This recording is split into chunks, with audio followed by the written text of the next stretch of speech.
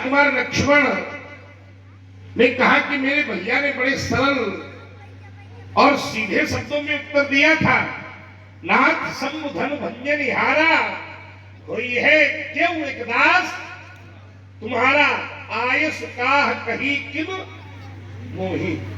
आइए जरा भी यहां सामान्य और सरल का थोड़ा सा निरूपण करना। उत्तर आया हुई है क्यों। ये क्यों सरल है? नहीं, दास तो ठीक है, दास तो सरल है, लेकिन दास के पहले जो क्यों लगा है, क्या ये सरल है? अब इनका सरल लाग रहा भाई। क्यों शब्द लगाने से ये उत्तर कितना जटिल बन गया तो भाई पता नहीं है।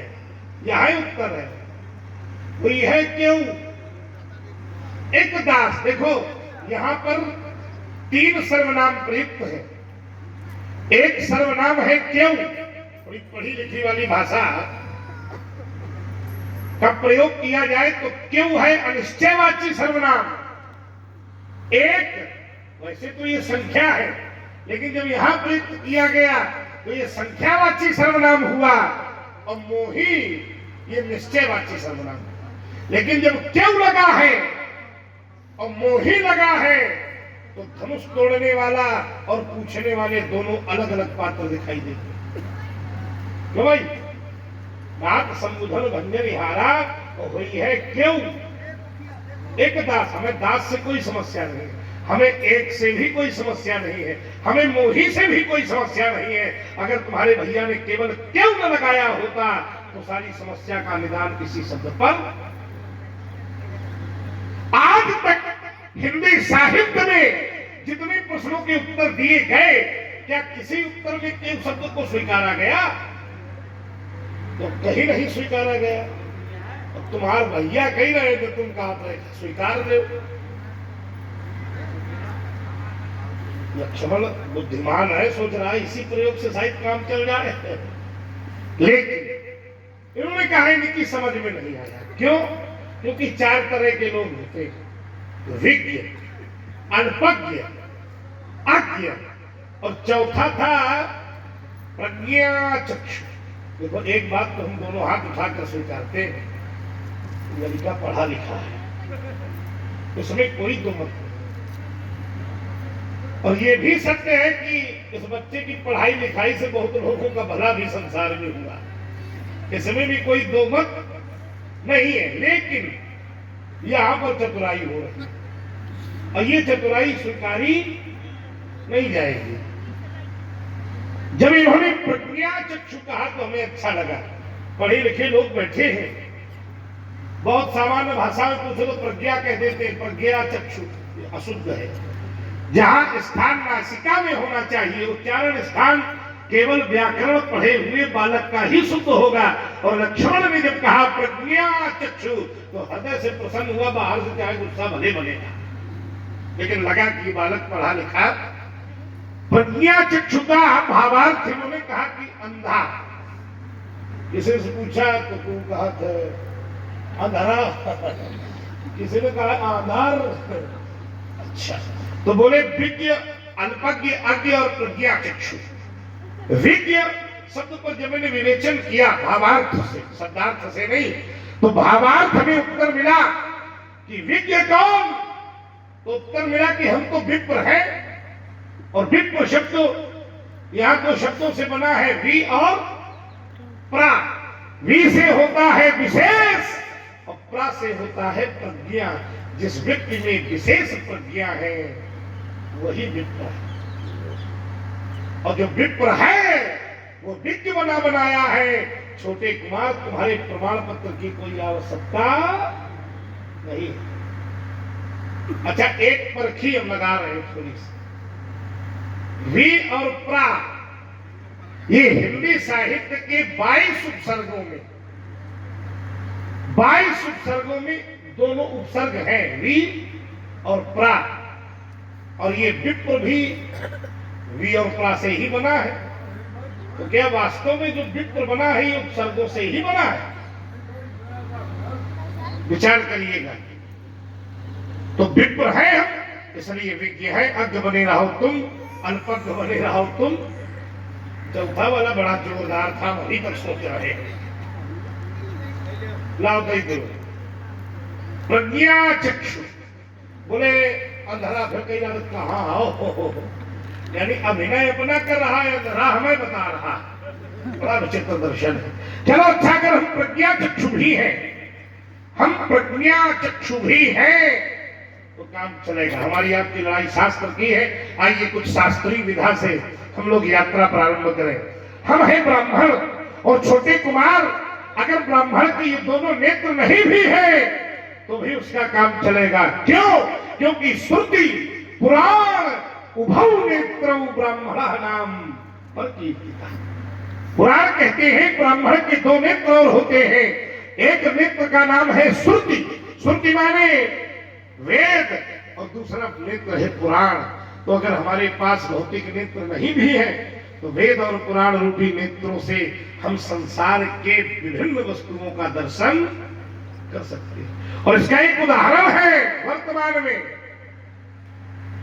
आप लोगों ने देखा होगा चित्रकूट, तुलसी पीठ, क्या बात है, दोनों नहीं है, चकाचक है सब। और लोग उन्हें चलता फिरता पुस्तकालय कहते हैं। 4 वेद 6 शास्त्र। क्यों? क्योंकि श्रुति पुराण उभौ नेत्रहु, उनके पास 2 नेत्र हैं, एक का नाम है वेद और दूसरे का नाम है पुराण। तो मैंने अगर ये 2 नेत्र नहीं भी है तो भी ब्राह्मणों का काम चलेगा, क्योंकि मेरे पास वेद और पुराण रूपी नेत्र प्रस्तुत है। लक्ष्मण कहते बहुत धनु ही तोरी लड़िकाई। अरे जब तुम लड़िका थे तो बहुत से काम होते हैं जो लड़िका करे तो अच्छे लगते हैं, बहुत कुछ ऐसे काम है, वही काम पूरी खा करे तो वो अच्छे लगेंगे, नहीं लगेंगे। इसलिए संभाल कर बोलो, एक छोटे कुमार बोलत को ही न सुमार, धनु ही शंत पुराण धनु विदित सकल संसार। देखिए महाराज, ये विचारों का द्वंद है और आवश्यकता है इस समय विचार विनिमय की। एक पक्ष मैंने आपको बना करके दिया था, आपने अपना मस्तिष्क उसमें लगाया, कहा कि वो भैया ने जो उत्तर किया उसमें बड़ी समस्या खड़ी हो गई है। क्या समस्या खड़ी हो गई है? बोले हम पूछते हैं कि धनुष के ही तोड़ा, और उत्तर किया जा रहा है कि हुई है कौन। देखिए महाराज, संदर्भ से जब शब्द काट दिए जाते हैं तो अर्थ बदल जाता। जब तक पूरे पूरे शब्द नहीं लिए जाएंगे तो अपने ढंग का अपना मनमाना अर्थ किया जाएगा, वो गलत है। और आप संदर्भ से शब्द काट करके अर्थ दे रहे हैं। ये पूछते हैं कि धनुष के ही तोड़ा, बोले उत्तर किया जा रहा हुई है कौन। क्या ऐसे कहा गया? अरे क्यों सही, कौन सही? तो क्या केवल इन्होंने पूछा कि धनुष किसने तोड़ा तो उत्तर देने वाले ने खड़े होकर के कहा होगा कि हुई है कौन? ये कहा है। अगर ये कहा होता तो उस व्यक्ति ने, इस पात्र ने आपकी अवमानना की थी। जैसे कोई पूछे ये कार्य किसने किया और कोई कहे होगा कोई, बूढ़े हमें क्या देना देना, यह निकले। लेकिन जब संदर्भ के पूरे शब्द लिए जाएंगे अर्थ दूसरा होगा। क्या कहा जा रहा है? हे नाथ, नाथ शंभु धनु भंजनहारा, और हुई है को एक दास। हे महाराज, धनुष तोड़ने वाला कोई एक आपका दास, कौन शब्द का कोई एक आपका दास। आए सुपाह कहीं किन मोई, धनुष तोड़ने वाला कोई एक आपका दास ही है। आज्ञा करो। क्या है आज्ञा मेरे लिए? हमारे सीधे सीधे सामान से सामान कम पढ़ा लिखा व्यक्ति जान जाएगा कि किसी ने ये कार्य किया, ये समझदार है कि समझ में नहीं। सोचो, ये शिष्टाचार की भाषा है और शिष्टाचार में यही भाषा बोली जाती है। अब देखिए, शिष्टाचार की एक भाषा में आपको बताऊं, व्यवहार जगत में कैसे भाषा बोली जाती है। जैसे आपके यहाँ घर में कोई संत महात्मा, ऋषि महात्मा आ जाए और उसने आपसे पूछा ये घर किसका है, ये पुत्र किसके हैं, ये वैभव किसका है, तो परशुराम जी के अनुसार उत्तर उसको ये देना चाहिए कि घर किस पूछा है, घर किसका, तो कहा घर हमारा है। तभी इसकी समझ में आएगा, इतने पढ़े लिखे। लेकिन उस व्यक्ति ने ये उत्तर नहीं दिया। किसका है? तो उसने शिष्टाचार की भाषा बनाई और उसने कहा कि महाराज ये घर तो आप ही का है। कहता कि नहीं कहता? घर किसका? तो ये घर महाराज आप ही का। पुत्र किसके हैं? आप ही के हैं। वैभव किसका है? आप धोखे से इनसे ना कहते हैं।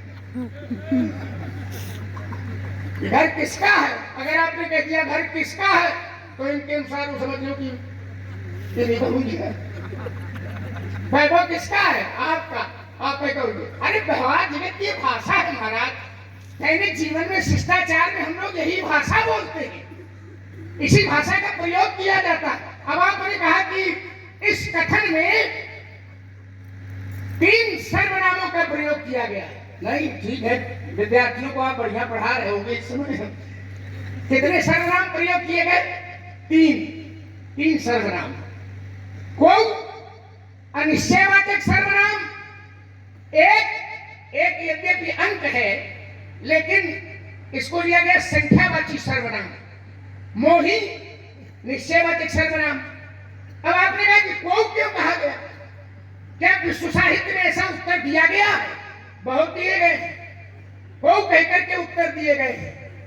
सखी इन कहा को केवल को नहीं, को अस कहाई बड़ प्रभाव देखत लघु आई। कोई ऐसा कहता है कि प्रभाव इनका बड़ा है पर देखने में ये छोटा है। को का बहुत एक क्रम चला है जिसमें उत्तर ऐसे किया गया शिष्टाचार की धरती में, व्यवहार जगत की धरती में।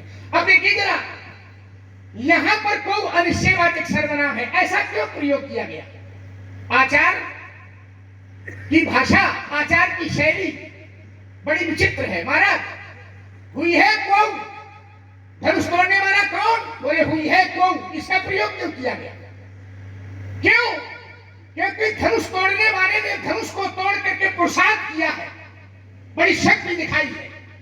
तो संसार के लोग ये न सोचे कि अपनी शक्ति का अहंकार इसको हो गया है, तो जहां पुरुषार्थ की चर्चा आती है तो कहता हुई है कोई है। और देखिए जरा, जहां पुरुषार्थ किनारे हो गया तो कहता दास तुम्हारा। ये पुरुषार्थ भी अगर किसी ने किया है कोई, लेकिन सीधे सीधे नहीं कहता कि पुरुषार्थ मैंने किया है। ये पुरुषार्थ जो धनुष तोड़ने वाला जैसा पुरुषार्थ जिसने किया है वो कोई है, तो वो है क्या? वो तो दास तुम्हारा है। माने आपका महत्व ज्यादा है और मेरे द्वारा किए गए पुरुषार्थ का उतना महत्व नहीं।